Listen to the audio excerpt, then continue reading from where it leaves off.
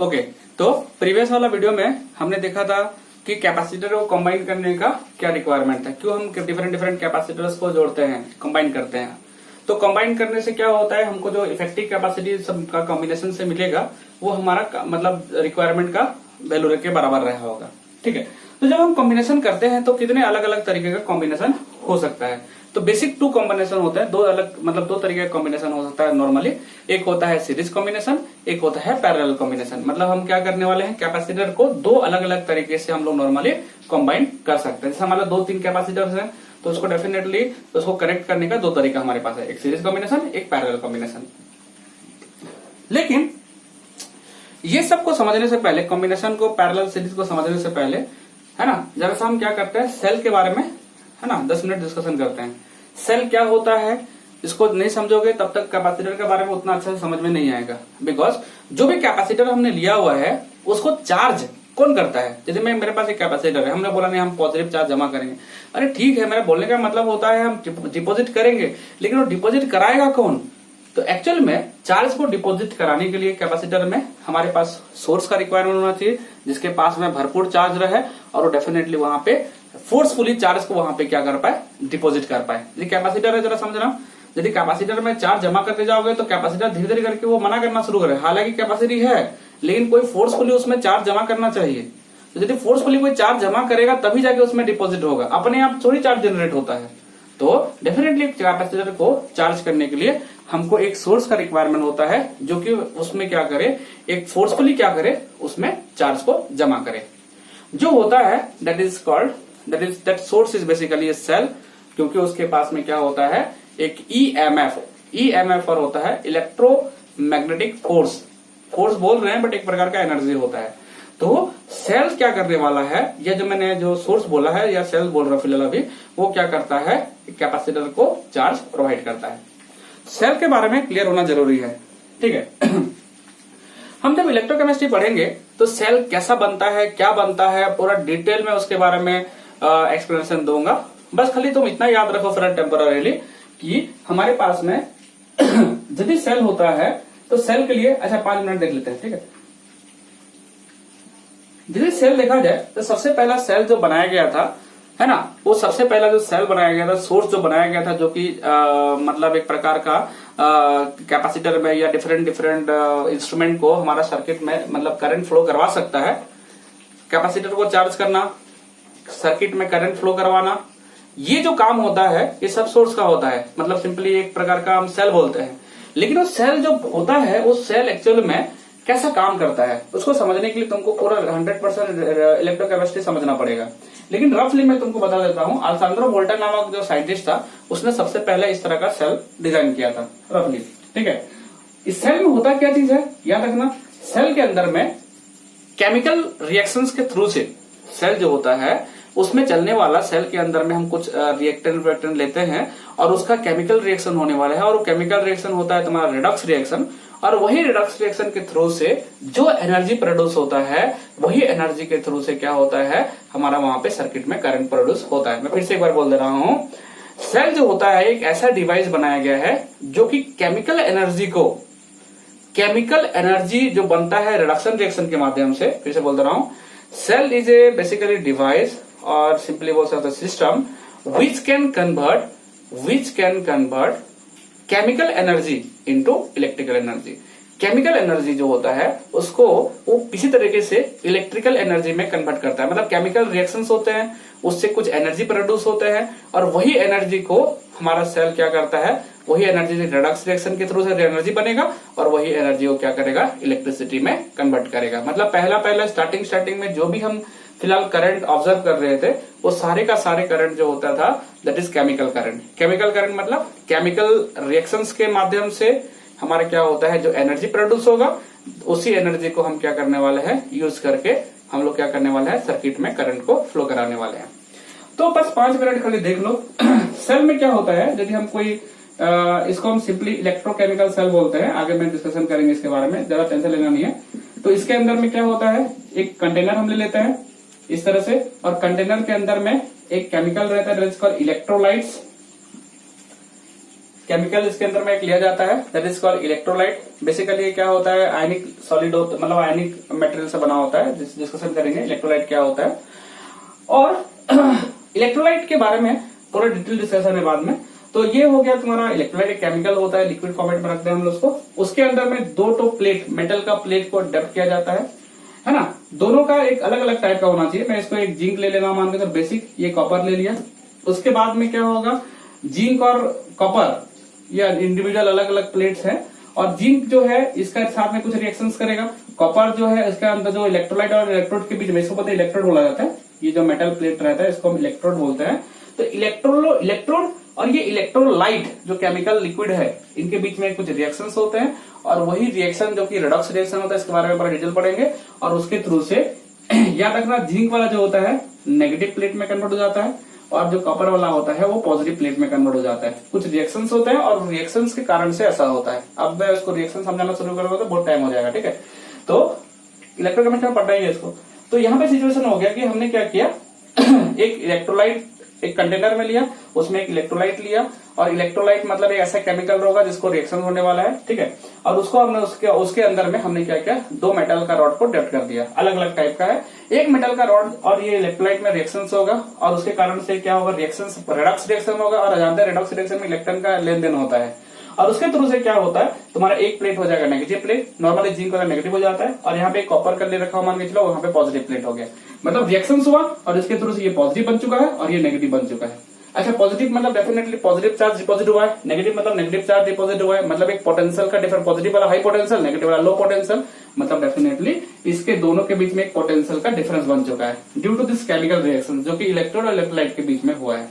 और इसी कारण से दोनों प्लेट के बीच में एक पोटेंशियल का डिफरेंस क्रिएट हो गया। जब तक ये केमिकल रिएक्शन चलते रहेगा तब तक ये पोटेंशियल का डिफरेंस रहेगा। अच्छा, मतलब ये हाई पोटेंशियल में या लो पोटेंशियल में। यदि मैं इसको कनेक्ट कर दूं बाहरी सोर्स के साथ में, मान लो बाहर में एक रजिस्टर लगा दिया ऐसा करके, या बाहर में मैं कैपेसिटर फिट कर दिया, कोई फर्क नहीं पड़ता है। यदि मैं इसको कनेक्ट कर दूं, कनेक्ट करते के साथ में होगा ये कि डेफिनेटली यहाँ पे करंट पास करेगा। और क्यों करंट पास करेगा, करंट पास करने का मेन क्या रिक्वायरमेंट है, what is the meaning of current. Current का मतलब होता है फ्लो ऑफ चार्ज। दिख रहे इसमें और इसमें पोटेंशियल का डिफरेंस है, ये जरा हाई पोटेंशियल में है, जरा लो पोटेंशियल में है। तो हम जानते हैं दो बॉडी है, दोनों बॉडी को हमने एक्सटर्नली वायर से कनेक्ट कर दिया है। जब वायर से कनेक्ट कर देंगे तो उसको एक माध्यम मिल जा रहा है। ये चाहता नहीं है अपने में ज्यादा पॉजिटिव चार्ज को एक्यूमुलेट करना, हाई पोटेंशियल में जा चुका है। ये चाहता नहीं है अपने पास में ज्यादा नेगेटिव चार्ज को डिपॉजिट करना, लो पोटेंशियल में जा चुका है। लेकिन जब हम कनेक्ट कर देंगे, कनेक्ट करते के साथ में एक कंडक्टर का रास्ता मिल गया, एक सर्किट मिल गया, एक माध्यम मिल गया, ये क्या करेगा, फट से चार्ज को फ्लो कराना स्टार्ट कर देगा। और कब तक चार्ज फ्लो होता रहेगा, जब तक ये दोनों का पोटेंशियल सेम ना हो जाए। मतलब पॉजिटिव का पोटेंशियल मान लीजिए, ऐसे समझने के लिए बता रहा हूँ, 10 वोल्ट है और इसका मान लो 0 वोल्ट है, कुछ समय के लिए मान के चल रहा हूँ। तो जब तक करंट तब तक फ्लो करेगा जब तक दोनों का पोटेंशियल क्या होना जाए, सेम हो जाए। मतलब ये 5 वोल्ट, ये 5 वोल्ट हो गया तो करंट फ्लो करना बंद हो जाएगा। मतलब दोनों प्लेट का पोटेंशियल सेम हो गया तो फिर हमारा चार्ज फ्लो बंद हो जाएगा। चार्ज फ्लो कर रहा है वायर में, समझो जरा सा, चार्ज फ्लो कर रहा है। तो यहाँ पे यदि वायर के साथ, वायर में हमने कुछ लगा के रखा है, जैसा रजिस्टर या कैपेसिटर लगा के रखा हुआ है, तो इसके थ्रू से चार्ज पास करेगा, धड़ाधड़ चार्ज पास करेगा। कब तक पास करते रहेगा, जब तक कि दोनों प्लेट के बीच में पोटेंशियल का डिफरेंस रहेगा। मतलब जब चार्ज पास करेगा तो कैपेसिटर उसके साथ लगा रहेगा, कैपेसिटर फट से अपने में चार्ज को एक्यूमुलेट करना शुरू कर जाएगा, चार्ज अपने में स्टोर करेगा। सिमिलरली रजिस्टर के थ्रू से करंट पास करेगा, उसमें भी कुछ पोटेंशियल डिफरेंस आएगा, इसके बारे में डिस्कशन करेंगे। मेरा बोलने का मतलब होता है कि सेल, यदि सेल का रिएक्शन ना होता है इनके बीच में, तो हमारा इस तरह का मतलब एक पॉजिटिव प्लेट एक नेगेटिव प्लेट ना होता, मतलब पोटेंशियल का डिफरेंस जनरेट ना होता, और ये पोटेंशियल डिफरेंस जनरेट ना होता तो सर्किट में करंट भी नहीं आता। क्योंकि ये करंट इसलिए फ्लो कर रहा है क्योंकि दोनों के बीच पोटेंशियल का डिफरेंस है। जब तक दोनों का पोटेंशियल सेम ना हो जाए तब तक चार्ज का फ्लो चलते रहेगा, मतलब इनसा करंट हमको मिलते रहेगा। मतलब ये सेल जो होता है, हर सेल का एक पॉजिटिव टर्मिनल एक नेगेटिव, रिएक्शन चलते रहेंगे। अच्छा चलो ठीक है, हम एक काम करते हैं, एक काम करते हैं, मान लो चलो हमने करंट फ्लो करा दिया। अच्छा, करंट फ्लो करने के बाद में यहाँ से चार्ज फ्लो करके जाएगा इधर, इलेक्ट्रॉन फ्लो इधर से करेगा, नेगेटिव से पॉजिटिव की तरफ इलेक्ट्रॉन जाएगा, पॉजिटिव से नेगेटिव की तरफ पॉजिटिव चार्ज आने की कोशिश करेगा। लेकिन हम जानते हैं वायर में कभी भी पॉजिटिव चार्ज होते नहीं है फ्लो करने लायक, इलेक्ट्रॉन ही फ्लो कर सकते हैं।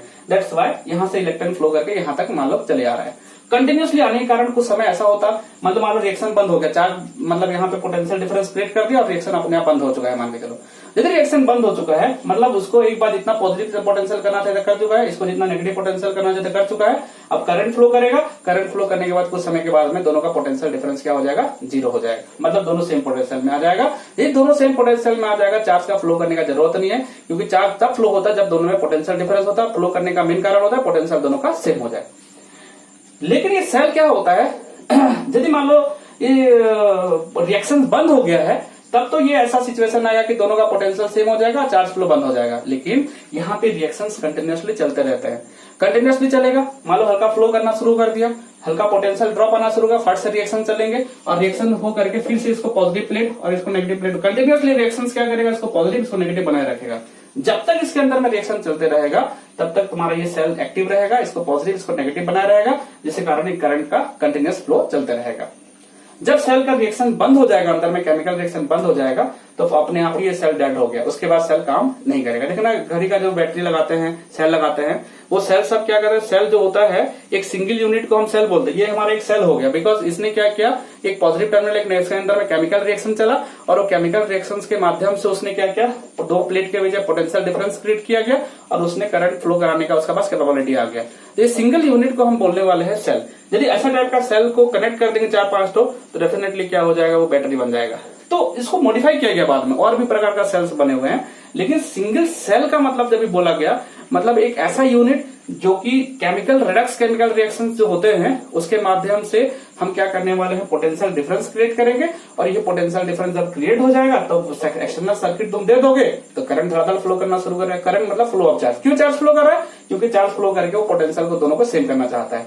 कब तक वो सेम नहीं होने देगा, जब तक यहाँ पे रिएक्शन चलते रहेगा तब तक ये पोटेंशियल वही मेंटेन रहेंगे और करंट धड़ाधड़ खाली फ्लो ही करता रहेगा, लगातार फ्लो करता रहेगा। समझ में आया कि नहीं है, मतलब रेगुलर कब तक करंट रहेगा, जब तक तुम्हारा ये केमिकल रिएक्शन चल रहा होगा। क्योंकि केमिकल रिएक्शन चलते रहेगा तो पोटेंशियल डिफरेंस मेंटेन होते रहेगा सब टाइम में। मान लो केमिकल रिएक्शन अपने आप किसी कारण से बंद हो गया, इसके बाद से तुम्हारा होगा ये कि तुम्हारा ये सेल का कुछ समय का करंट फ्लो करेगा, फिर दोनों का पोटेंशियल सेम हो जाएगा और पोटेंशियल डिफरेंस नहीं रहेगा तो फिर सर्किट में फ्लो नहीं होगा।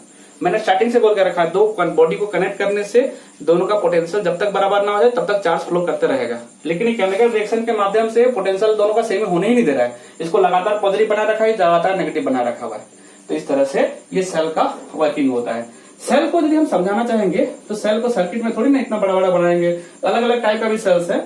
तो हमने क्या किया, सेल को सर्किट में दिखाने के लिए इस तरह से हमने एक पॉजिटिव एंड और एक नेगेटिव एंड इस तरह से दिखाना शुरू कर दिया। ये वाला पॉजिटिव एंड, ये नेगेटिव एंड, मतलब जो पॉजिटिव प्लेट हो रहेगा वो पॉजिटिव दिखाएंगे, जो नेगेटिव प्लेट रहेगा नेगेटिव दिखाएंगे। दोनों के बीच में जितना भी पोटेंशियल का डिफरेंस होगा, मतलब पॉजिटिव और नेगेटिव पे जितना पोटेंशियल का डिफरेंस होगा वही हम बोलते हैं सेल का पोटेंशियल है। सेल पोटेंशियल बोले तो पॉजिटिव और नेगेटिव के बीच में पोटेंशियल का डिफरेंस। ठीक है, जब तक अंदर में केमिकल रिएक्शन चलते रहेगा तब तक ये पॉजिटिव और नेगेटिव के बीच में पोटेंशियल डिफरेंस बना रहेगा। सेल काम का नहीं रहा, मतलब उसके अंदर में रहने वाला रिएक्शन बंद हो चुका है और जब कनेक्ट कर देंगे, एक बार करंट फ्लो करा उसके बाद अपने आप बंद हो जाएगा, मतलब सेल अलाइव रहना चाहिए। समझ में आ गया। तो ये हो गया सेल का मतलब। इसका मतलब मैं देखो सेल के अंदर में पॉजिटिव से नेगेटिव जाऊंगा, जैसे मैं बोला कि मान लो एक सेल मेरे पास अवेलेबल है, इसका पॉजिटिव है नेगेटिव है, बोला ये सेल का वोल्टेज है 10 वोल्ट, मतलब पॉजिटिव और नेगेटिव के बीच में पोटेंशियल का डिफरेंस है 10 वोल्ट। मतलब पॉजिटिव एंड में मैं हूं और नेगेटिव एंड की तरफ पहुंच गया किसी तरीके से भी, मेरे को 10 वोल्ट कम मिलेगा। जैसे यहाँ पे मान लो 100 वोल्ट है तो मेरे को यहाँ पे 90 वोल्ट महसूस होने वाला है। ये जो वोल्टेज हम लिखते हैं सेल का, वो सभी टाइम ये डिफरेंस बताता है। जैसे हमारा एक सेल ले लिया हमने, ऐसा मान लो निपो बैटरी ले लिया, तो उसका पोटेंशियल डिफरेंस होता है 2.5 वोल्ट। तो 2.5 वोल्ट मतलब पॉजिटिव से नेगेटिव की तरफ जाओगे तो 2.5 वोल्ट का डिफरेंस मिलेगा। लेकिन ये डिफरेंस रहना चाहता है क्या, याद रखना, कभी भी पोटेंशियल डिफरेंस रहना नहीं चाहता है। लेकिन यहाँ पे अंदर में रिएक्शन चल रहा है, उसीलिए पॉजिटिव नेगेटिव बना हुआ है। इसका टारगेट क्या रहेगा कि कोशिश करेगा कि कोई तो मिले जैसा मैं करंट फ्लो करा के पोटेंशियल का डिफरेंस को मैं जीरो कर दूं। तो यदि मैं मान लो इसको बाहर से कनेक्ट कर दूं किसी भी साथ में, रजिस्टर कैपेसिटर किसी भी साथ कनेक्ट कर दूंगा, तो ये करंट फ्लो करा के, चार्ज फ्लो करा करके ये दोनों का पोटेंशियल को बराबर करने की कोशिश करेगा। मतलब ये पॉजिटिव और नेगेटिव फाइनली बराबर पोटेंशियल में लाने की कोशिश करेगा। लेकिन उसके अंदर में सेल रिएक्शन चल रहा है तो ये बराबर होने नहीं दे रहा है। मतलब जब तक यहाँ पे सेल रिएक्शन चलते रहेगा तब तक ये पॉजिटिव और नेगेटिव के बीच में वही डिफरेंस बना रहेगा। मतलब 10 वोल्ट लिया मैं एग्जांपल में, 10 ही वोल्ट बना रहेगा। चार्ज फ्लो करे जा रहे, कोशिश ये कर रहा है कि पोटेंशियल को बराबर मैं कर दो दोनों का, और उसके चक्कर में चार्ज को फ्लो कराया जा रहा है। लेकिन होगा ही नहीं क्योंकि अंदर में रिएक्शन चल रहा है। रिएक्शन बंद हो जाएगा तो चार्ज फ्लो करके दोनों का पोटेंशियल सेम हो जाएगा, सेल डेड हो गया। तो इस तरह से देखा जाए तो मतलब सिंपली मैं ऐसा मान सकता हूं कि पॉजिटिव से नेगेटिव एंड पे देखो इधर से भी हम जा सकते थे, लेकिन सर्किट मिलेगा तो सर्किट में क्या होता है